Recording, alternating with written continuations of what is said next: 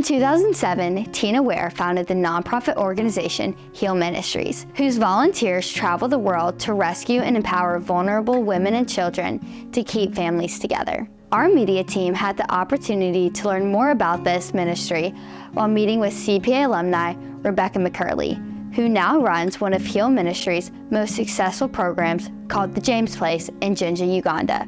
After our interview with Rebekah, several of our media studio producers were invited to attend Heal Ministries' annual benefit dinner, where we connected with many of the volunteers who work to transform and empower the families in Uganda to stay together and live sustainably within their communities. Hi, thank you so much for sitting down with us today. We wanted to start off by just asking you about what you do and why you do it. I'm the director of the James Place for Heal Ministries, so I oversee all the day-to-day operations for Heal in Uganda. I love the people there and the community, and I just love knowing that I'm giving back and helping in my job. I studied social work in college, and so I love empowering communities and individuals. Can you tell us about Heal Ministries and what it is? So Heal is a nonprofit that originally started just as a sending organization. They would take teams to different countries and serve with different nonprofits around the world. And then Tina, who founded it, around 2011, spent some time in Uganda and just fell in love with the culture and the people. And she saw that there's a very large population of single mothers. And she was a single mother herself of 2 boys. And so she just felt really called to Uganda, and in 2012 then decided to open up the James Place and kind of changed the goal of Heal Ministries and focused on a community in Jinga, Uganda, and made the organization about family preservation. Is there like a specific reason that you think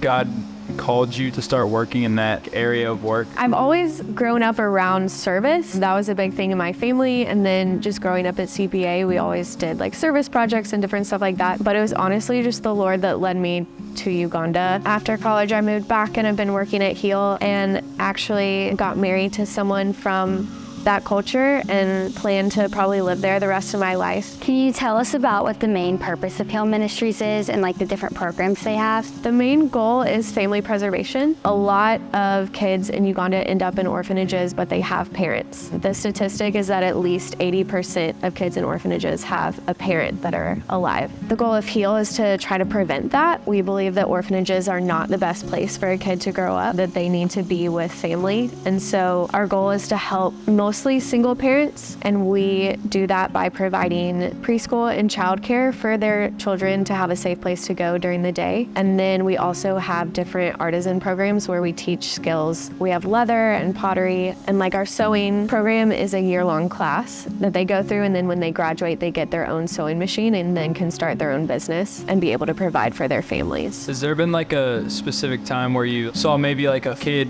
being in an orphanage and like being reconnected with his family and like realize like, wow, this organization really helped? We've had a lot of single moms that have come to us that really have nothing. Like we had someone go through our program a few years ago that her family disowned her and she had basically nowhere to go. And so she went through our pottery program and learned those skills, and her kids went through our preschool and speak great English now, which really helps their ability to succeed in life. So you live in Uganda and you're serving full time now. So what brings you back to Nashville? We are having our annual benefit dinner. So I came back for that. We as a ministry can't operate without funds. And so our benefit dinner is our biggest yearly event where we try to raise money so that we can operate in Uganda. We have a silent auction and a live auction that people have donated items to. And it's a chance for people to come and bid on fun things and also just to learn about what we do at Heal Ministries. Can you tell us about how like you guys bring like the Christian aspect into this? Because we